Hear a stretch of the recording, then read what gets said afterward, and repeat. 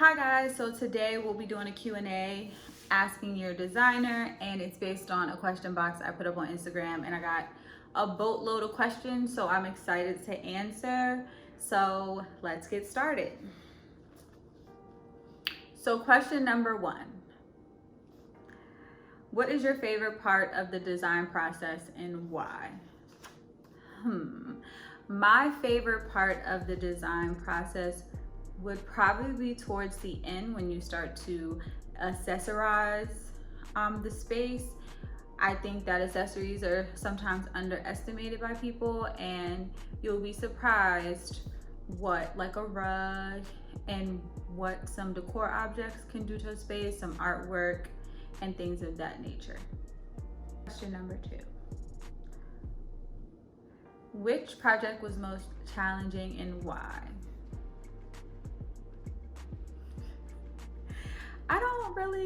That's a hard one. I think in terms of challenge, I can't really say because I feel like every project brings its own flair. But I will say I did have a kitchen renovation that was in the works, and it got halted. However, we got right up into the point where we were going to start demoing, and I will say it was just challenging in terms of making sure you find the right fit of a contractor. Okay, so the next question was, what was my favorite project and why? My favorite project, I would say, would be the kids' room. I think their reaction when they walked in, you could just see the gratitude and the excitement. And I'm really big on designating spaces for kids because I always want them to feel like they have a place or a spot, and I think creating that inside their home, like a safe haven and in their room, is like an important thing. So that was definitely my favorite project.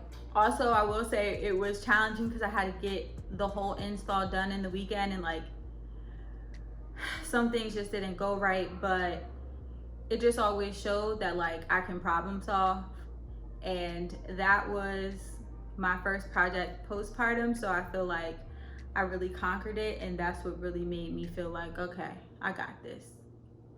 Ooh, this was a really good question. Have you ever worked at an architect firm, and what was your experience? And the answer is yes. I've worked at 3 of them. I did an internship, a paid internship, when I was in grad school in Philly, and then I worked at 2 different ones post graduation. So I had different experiences everywhere. So when you're an intern, you kind of are like really learning the ropes, and it's very like a shock, right? Because you're in school, then you're interning. But I really enjoyed my experience there because it wasn't like a go fetch your coffee and stay in the library all day and sort samples and whatnot. It was very much like I worked there and I worked under the wing of an architect. Learning what's best for you is important, and a good fit for you and the culture of the firm is very important. But yes, I did work with them, and that's not your end all be all. If you're a designer trying to pursue a career, a firm is not necessarily for everybody. So just do your research on different avenues and what you can do in design. So that would be my experience. What would you tell design students?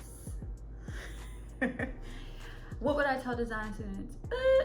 I don't know, but what I can say, what I wish somebody would have told me was to make sure that you do your research while you're in school. If you have the time to do your research in terms of different avenues you can go, more of like the professional side of things, how to charge people, because sometimes you don't really get that part in school. So a lot of it, you're not going to learn everything in school.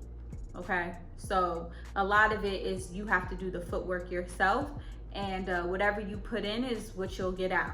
So if your goal is to go work at a firm, great. If your goal is to venture out by yourself, You need to make sure you can gain the experiences, the contacts, the resources, and know how to structure yourself. So I will tell design students that, or I guess I wish that's what someone would have told me. And also, hang in there, okay? It'll end soon. Fixer upper or move-in ready?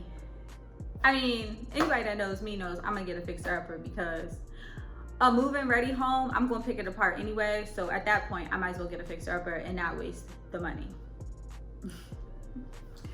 What is your dream project? I think my dream project is like a boutique hotel. I really like would love to do like the finishes and the materials in that.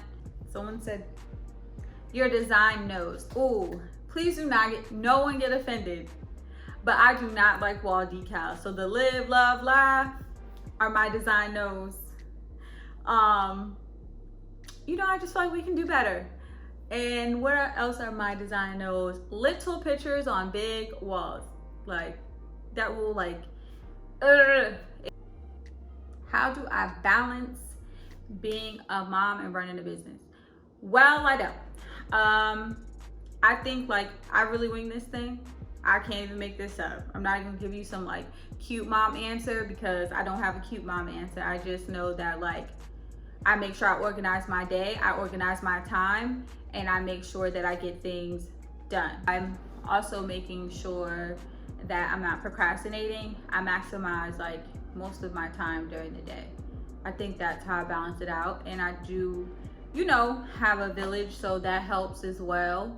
So that's pretty much how I balance it, I guess. The rest is me just winging it. It's not no really cute, oh, you know, it's great. It's not the best thing ever. Like, you're tired, you don't sleep. So tips on maximizing small spaces. Personally, my tips, I think like in smaller spaces, less is more. You don't want to have a small space and it feel cluttered with things, because then that, you know, amplifies the space feeling small, and now you feel like you're suffocating and you're closed in. I think brighter colors helps. Maybe busy patterns, like I think maybe in a powder room you can have like a pattern wallpaper, because you know you already, I assume, would have a mirror in there, and that kind of creates this illusion that it's like a bigger space. So things like that, just less is more, brighter colors, and you know, hang things. Where do you find your inspo for clients and projects? I would say anywhere. Whether I'm outside and I see some really cool architectural detail, whether I'm inside of a store and you see some really cool vignette, or I'm on Pinterest, I literally just draw from any place. A lot of times, like, I sketch out ideas. What kind of clients do you like to work with? That's a trick question. Let's see. I really do feel like this is a trick question. I like to work with clients who trust my vision. Yep, that's a good answer. Like, trust my vision for your vision. Those are the type of clients I like. This is our last one. How would you describe or categorize your design style? And I think I'm still figuring it out. I think that as my palette gets larger, that I'll be able to kind of hone in on exactly what my design style is.